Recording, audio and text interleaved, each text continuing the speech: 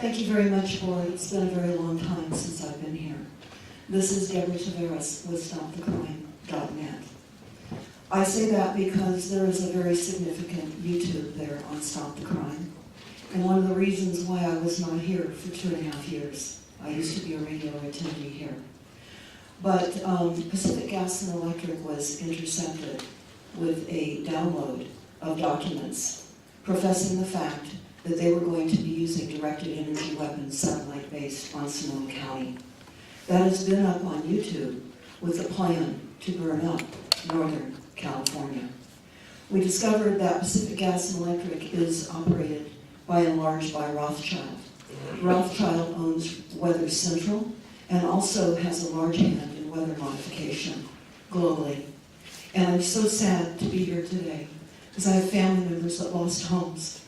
And I live in a county that I call home that is being literally overrun by a power that has not yet been discussed. And I'm horrified and sad to be here right now. Very sad. But the plan to burn up Northern California was real. It was your first early warning. And they were emails that were sent to other government officials that knew about this. And I would ask you, please, to watch the YouTube, listen to it, because the second plan of burning up Northern California hasn't yet happened, but it will. It will happen. So Pacific Gas and Electric is Rothschild. Everybody listening can type in PG&E followed by Rothschild. You can also type in Edison International in Southern California followed by Rothschild. You will in fact find out that Rothschild is behind all of the utilities nationwide. This is why our grid is not hardened up against an EMP, electromagnetic pulse. We are literally here as a country and a society, and here in Northern California and elsewhere, at the hands of something larger than what we realize. And I was quieted for 2.5 years. That's why I haven't been here. But I'm here now, and I'm just telling you this. You had an early warning, but you didn't pay heed. It was too outrageous and too outlandish to believe that it was real, but it was. Deborah Tavares, Stop the Crime. Thank you. Okay, Mr. Colangelo? This is Jamie Lee. I'm here with Deborah Tavares, and we're at the 575 Administration Boulevard, or Road, the administration building that's holding a meeting today. And here's Deborah Tavares, who's been attending the meeting all morning. And we want to get a little bit of what she's seen. It's been a pretty incredible morning. But before we start that, Deborah, why don't you hold up the newspaper from this morning of the Press Democrat and open it up there, just unfold it. And what they're showing here is that they found archaeological, historical native Pomo artifacts in the, I don't know if it's Coffee Park or Fountain Grove, but effectively this will become a historical site where they won't be allowed to rebuild based on Native American history. And so this is another way they're going to keep people from reoccupying the land. In Glen Ellen. Glen Ellen it is. And we expect to see more of these finds come out.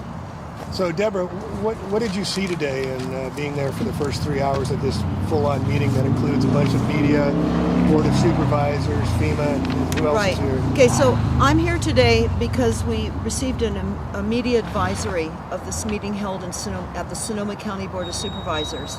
And it says they invite community members to attend and provide input to guide post-fire recovery efforts at a workshop on infrastructure today, Tuesday, February the 27th, 2018. And there will be other local, state, and federal officials will be taking part as well. So they talk about the topics that will be discussed to include and prepare for a resilient city. It's all about resiliency, fire safety, utility infrastructure, and strengthening and improving our community warning programs. So I want to go over some of the things that I heard in this meeting. It's very diabolical. All the perpetrators of this event are here. They're building up from a planned disaster by the use of directed energy weapons, which you can hear that interview in full by Googling the plan to burn up Northern California. And of course, this is on your site, StopTheCrime.net. Yes, and I am, of course, Deborah Tavares, and I do run the website StopTheCrime.net, where you can find that plan to burn up Northern California as well. But the agenda here today by the perpetrators here in Northern California was to again discuss the community warning program, preparing for a more resilient county. Now, for many of you, I've reported on resilient cities. I would recommend that you go to the YouTube Kill Cities by Rothschild and Rockefeller to understand what resilient planning is all about in your town. This is happening here in Sonoma County, but it's an extension of UN Agenda 21 policies and all the policies in your cities to reduce greenhouse gas emissions. And they're talking about fire safety, utility infrastructure, impact on fire infrastructure, and a discussion. Now, I was able to speak for 2.5 minutes in the first session today, and I told them their first early warning sign was from the emails that Pacific Gas and Electric and PG&E sent 3 years ago, and that it had been out on the internet, and they didn't attend to this. There was no attention paid to this. It was too outlandish to have PG&E and Pacific Gas and Electric talk about the use of satellite lasers on Northern California. And specifically, they said Sebastopol, which is, of course, in Northern California. But there is a second plan on that discussion, the plan to burn up Northern California too, and I advise them that that has not yet happened, but it will. So I would urge everybody to listen to the entire 2-hour presentation. It covers 2 radio shows on the Jeff Rense Radio Network, of which I was affiliated with at the time. But today's meeting is diabolical. This is really like a deadly computer game going live. What do I mean by that? Well, they're talking about deploying cameras throughout this area. They say that it will take about 30 cameras, 20 to 30 cameras. They will have a 150-mile range. They will have infrared so that you can observe in real time, 24 hours around the clock. And they say that it will be a hardened network, and it will be tied up and connected to Amazon in the cloud. And these cameras will be less expensive for Sonoma County, Napa, and Lake counties to deploy, which they said they need them because of fires and earthquakes. These are going to be up in the air, they're putting These are up? going to be, they say that 30 cameras that'll go 250 miles. 150 miles. 150 mile range to do what? Why are they Yeah, to be an early warning visual for fires? in real time on fires and or earthquakes, whatever type of destructive, weaponized weather assault any of us get. These cameras will show them in real time. They say that the first responders will know in real time where to go. And they were talking about how there has been no training in the social science of disasters. And one city council member said that we need to have a monthly training session with all the public here, much like they had in San Francisco years ago with a drop, tuck, and cover. So they want to have a neighborhood watch. They want to have a neighborhood education where people are training on a monthly basis for the doom of the weaponized weather assaults on all of us. Which can also be used as see something, say something, Absolutely. turned around on us and spying on each other. Yeah, in fact, that is exactly what they're saying, Jamie. They're saying that this has got to go from top down into our neighborhoods. And that in Oakland, they conscripted about 20,000 people to report from the ground after all of the major events that Oakland went through. There has been FEMA here this morning. There has been, and the next session, which is going to start here shortly, is going to be all about making Sonoma County resilient. So again, I asked all of you to type in 100 resilient cities, and you'll find out who's behind that. It's Rockefeller. You will understand that this is for climate refugees. This is what they are doing globally now and in the United States. They are creating climate refugees to herd us in to available housing after they have literally destroyed the housing that is available to us. And as we pointed out as we started this program, already showing why some homes will not be able to be rebuilt because of the unearthing of of relics, ancient artifacts. This is going to expand. We're going to cover this locally. We're boots on the ground. We're coming live right now. Again, today is a very monumental day here in Sonoma County. We will be posting this entire meeting on stopthecrime.net so that you can watch it in segments. It is something extremely important. I realize that it is a long post, but there are segments in it that all of you need to take the time to watch and listen, because this is headed to you. And this is as a result of a weaponized weather assault. And that is now the new norm, increased weaponized weather assaults. We have been told that fire season in California will no longer be just a fire season as it had been in the past. It will be all year long. And we know certainly with the plan to burn up Northern California, how they're doing that with killing the trees, with all the toxins from the chemtrailing, the drought that they keep us perpetually in, and we're in a drought again right now. Greatest drought in the history of California. Last year was the greatest rains and snow, followed previously by the greatest droughts. And this last summer was record temperatures, and then we got torched out. So we're under attack here. Deborah, PG&E is Pacific Gas and Electric, our local electrical power supply. Can you speak and talk to me what you talked about last night with me about the documentation on our homeowners' bills with PG&E about the EMF frequencies? Yes, actually, I will be putting that up on stopthecrime.net, but the bill inserts in our monthly billing with Pacific Gas and Electric and also Southern California Edison. Any of you listening right now can just type in and look at your bill inserts online about the explanation of EMF, electromagnetic frequencies. They describe electromagnetic frequencies as something that is common to our use of electricity and appliances, etc.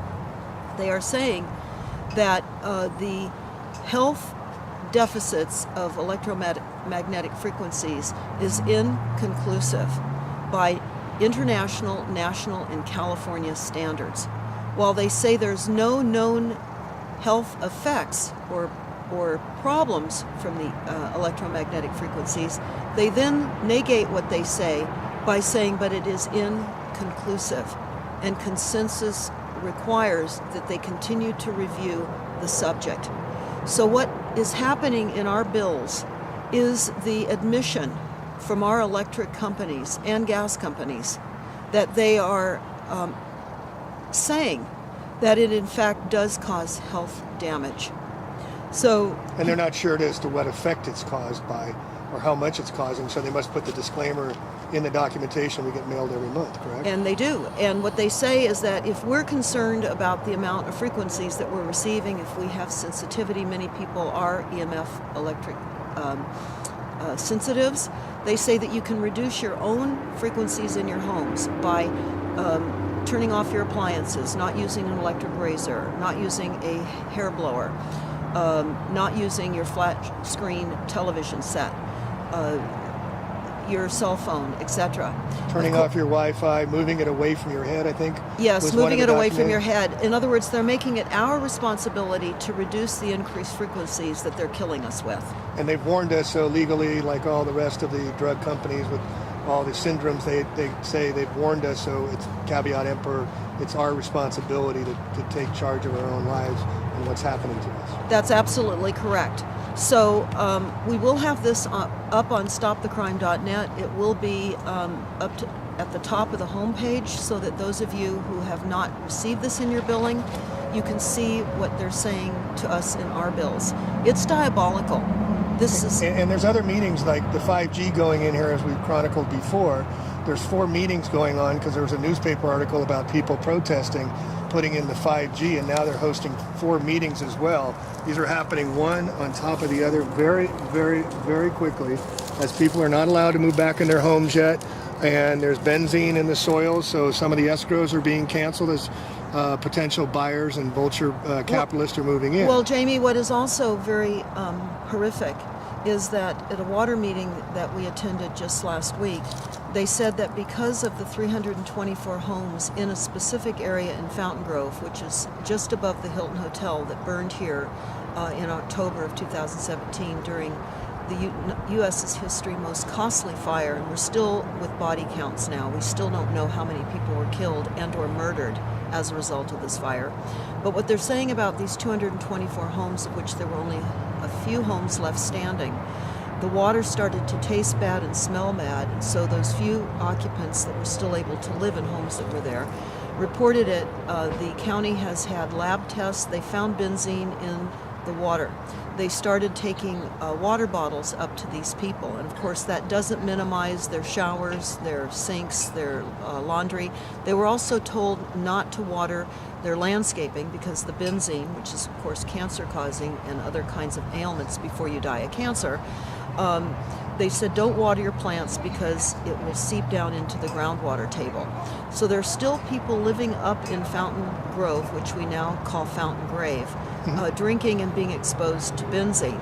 But what they also said at this meeting was that the city would issue building permits for rebuilds in that specific benzene-contaminated area, but they would not be issuing occupancy permits because the benzene and the infrastructure of the water system would have to be replaced, and they're still working at getting to the bottom of this contamination, of which they claim they don't understand what the bottom of the contamination is, just like they're saying they don't know what the reality of these fires are, and they still haven't weighed in on that. 4 months later, they still cannot tell us officially, with all their experts and forensics, fire forensics, and Captain or Chief Ken Pimlott of CAL FIRE. I called him out directly.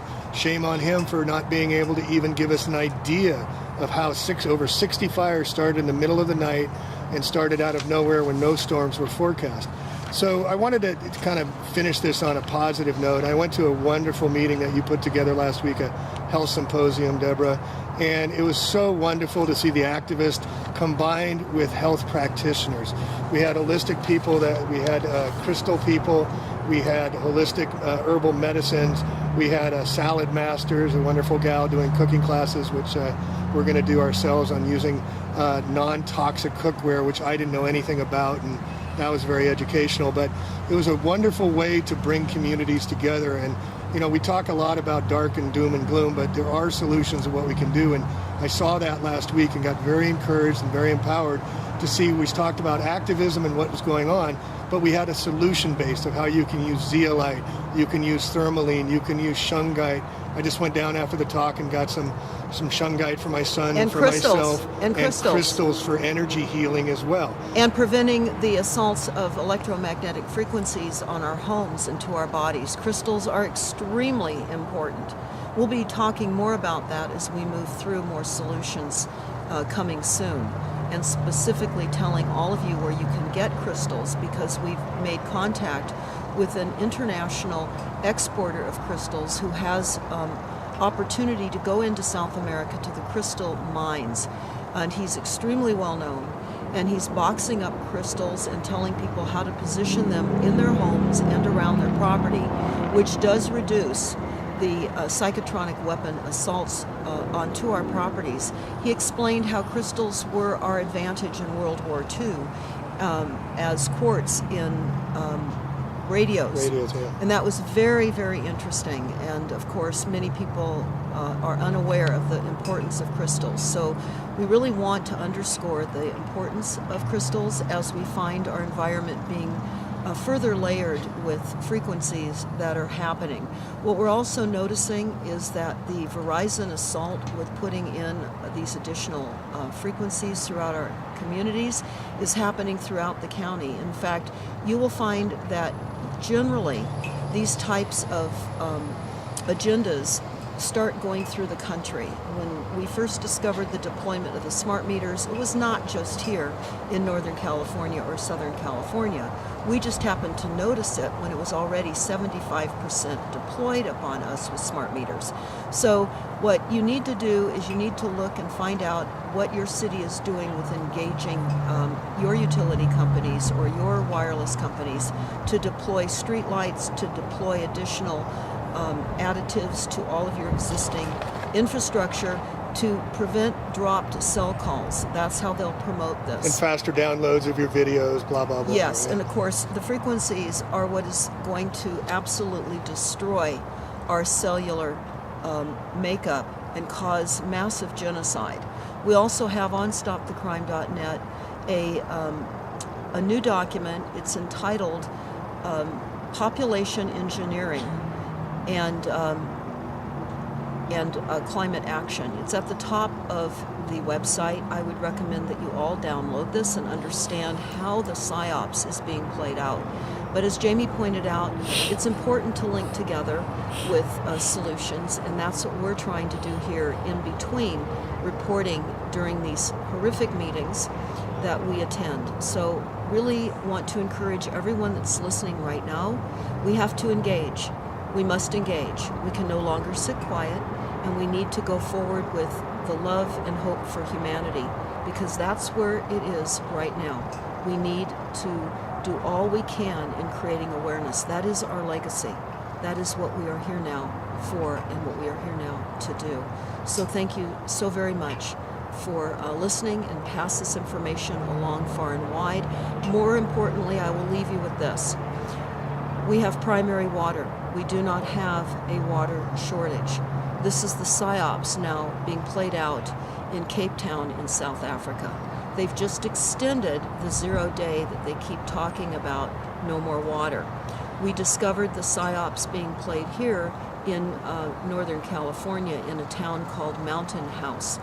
Mountain House, about 4 years ago, was being shown throughout the United States as running out of water in 10 days. When our research team called some realtors in Mountain House, we discovered that they did not even know that their town was being used as a PSYOPs. So as we looked into it, we found that Mountain House was purchased by Sun Trust in the mid-90s. We researched Sun Trust, which was Rothschild. Mountain House was built as an UN Agenda 21 smart city, fully self-contained. It runs by CCNRs. It has a very peculiar city setup, and the financing for buying homes is through the USDA. And this was just really literally a town set up to create a PSYOPs on limited water resources. They got busted. So you need to understand, we don't have a water shortage. When you hear water shortages being discussed, you need to go out and get the information out about primary water. So give me the elevator pitch on primary water. We did drill down 300 feet, and we got all the water we want? Is that? Well, no, actually, it surfaces. Primary Water Explained is a YouTube. Again, Primary Water Explained will tell you about the depths of water. It always surfaces. It's the process of hydrogen and oxygen. When that merges together, that creates vapor. It must surface as a water form. And it does here in California, and where you live as well, in hot and cold springs. Also geysers that spray up out of the ground endlessly, where oases appear in deserts, sometimes where it very seldom, if ever, rains. Also at the very top of these volcanic mountain peaks in Hawaii, where you see these beautiful cascading waterfalls continuing to flow endlessly. This is primary water. And they blew up the primary water amazing eighth wonder of the world called the Great Man-Made River Project that Muammar Gaddafi created for his people in Libya. That was blown off the map. You can type in the Great Man-Made Water Project and you can watch it being built in Libya. It was an amazing feat. And the Libyan people were given 75% of their water for free. Now keep in mind, this is pure, clean drinking water. We've only been taught about the secondary water cycle, which is rain and snowmelt. Rain and snowmelt is actually the process of the evaporation of primary water. So all of you need to know, we are floating on water. We are the water planet. And oftentimes we don't need to access it deeply, and sometimes we do. So again, Primary Water Explained is a good illustration on how you access water. So creating these false scarcities, we can make a scarce city and we can control prices just like we do with the oil, now switching to batteries when we've had free energy for over 100 years with Tesla.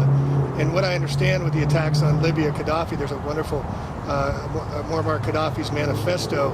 He had those people living in pleasure. They had free water, they free had homes, free education. And it was a model for the future, and that's why they took him out. And he was just getting ready to back the dinar with gold. He wanted out of the Rothschild network. Just like Lincoln was going to back the greenback and Kennedy was going to switch to the dollar, they will not allow that to happen. And to segue into Bitcoin, they're allowing that to happen, so they want it to happen. It's not just rogue bunch of guys putting it out. They're going to a cryptocurrency and getting rid of the dollar bills, and then soon we'll have tattoos with our old datas on us and the rest of this. And the next segment, we're going to get into wetware. Yes, and I would urge all of you to go to primarywater.org. Share this site far and wide. Our children are getting very depressed, and I just was hearing this morning on the radio, Jamie, that they want 12-year-olds now to take a survey because they're seeing depression in children, and they want to start medicating them and having them go to seek psychiatric intervention. And of course, why not? Our children are being taught that there's just too many people using too much stuff, and that's not true. And we need to do all we can to raise our children up with the idea that the scarcity is not real. It's an entire psyops, building new markets up on top of false scientific realities. So we can do anything that's positive. It's to share the good news of water, plentiful, pure, clean, fresh drinking water. So we're going to be going back into this meeting shortly, and we'll have more to share as we roll into the afternoon here in what's left of Northern California. And I just wanted to add another thing with the water is grow your own food, folks. Teach your children how seeds work and where things come from. Get them as self-sufficient and as self-reliant, because as they're cutting down, we're going to have the market collapse. And when the market collapses, there's going to be a lot of poverty going on. They're already cutting 30% off mental health. They're kicking out the homeless again, cutting funding for everything. And this is while the Wall Street markets are doing extremely record highs. When the markets correct, which they're starting to do now, all of this will collapse. So we'll become self-sufficient, self-reliant, and join your community and join your neighbors. And I want to just take one moment here to thank a hero of mine, and that's Lou. Lou is on the cameras behind the scenes doing all the work, supporting Deborah and giving her the energy to come out here and providing the resources so we can see all this wonderful work this woman, this courageous woman is doing to help bring awareness, to help be the change we have to see. And please support Deborah at stopthecrime.net and do it yourself. It's not her doing the work that's going to make it better for everybody. It's all of us taking what she's doing and leveraging off it yourself in your own communities and in your own towns. Well, Jamie, while I appreciate the gratitude given towards Lou and myself, I also want to thank you, because while we only recently met, I want to say that it is so important that all of us connect with people that understand. That will help to fortify all of us. Stay aware. Watch Jamie's channel. What is your channel now? They keep taking you down. They keep taking me down. It's the back to the original one of Plain, A-P-L-A-N-E, Truth. And you can look it up and see how long I'm still up. But this is such important work. And just to make really clear, this is going to happen everywhere, or is happening everywhere, these rollouts. And we're called to these times, folks. It's time to step up on the plate. It's not about you. It's sacrificing for the sacred, like our parents did, like their parents did. And we're going to be the change we have to see. But it's not going to be the end result. We have to start making the change. And thank you, Deborah, for everything you're doing. Thank you so much. And thank you, Lou. Thank you, Jamie. Catch you next time. Hi, Deborah Tavares. I certainly do remind you that PG&E is currently under criminal probation. And Pacific Gas and Electric commiserated with the California Public Utility Commission in that email exchange about the laser DEW that was going to be used on Sebastopol in Sonoma County. So I know that this sounds crazy. It did to me at first too. But it came to our attention because PG&E's smart meter director tried to falsely integrate himself into a anti-smart meter movement. So that's how we came up with this email exchange. I think it's vitally important for you to check that out. I know that you have to work with now the perpetrator, as I see it, of this crime that happened to all of us. But I also want to talk about the smart meters and how the smart meters may have influenced the additional burning of the fires, because the smart meters have caused fires all over the world. And with the pulse frequencies that were occurring that night, which is one of the reasons that that water station near Spring Lake went down, I was sitting at the water agency meeting about that, and they did have to move on over from PG&E because of the pulse frequencies to their generator system, just what was being said to you right now. But it was pulse frequencies. They were browning out. And I know that many people in their homes were browning out too. So I think it's very important to take into consideration how did the smart meters facilitate the fires as well. I'd be curious to know what PG&E knew on the 16th floor of their weather room.